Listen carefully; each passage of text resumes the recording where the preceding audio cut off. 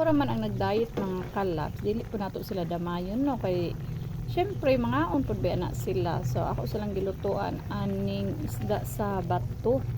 Ako siyang kuan mga kalabs, ako siyang gitawag ani ay kanang paksiw, sweet and spicy. So nanam ko sudan dito ako ako silang gilutuan pod og para sa ilaha. So dili ta mang damay no.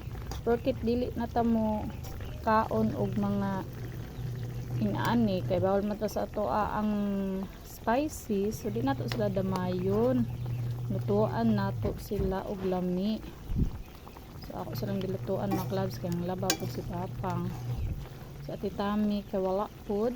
So kami ra diri sa balay. Lutuan nato si Papang. Og lamian nga sudan. So yarn, ito ni maluto mga kalab. Paksiw ni siya mga kalabs. Sweet and spicy. Grabe ka sweet yun mga kalabs. Ayan, para paniud to. Thank you for watching mga kalabs.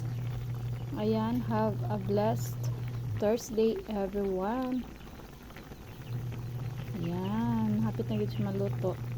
Yung tilawan.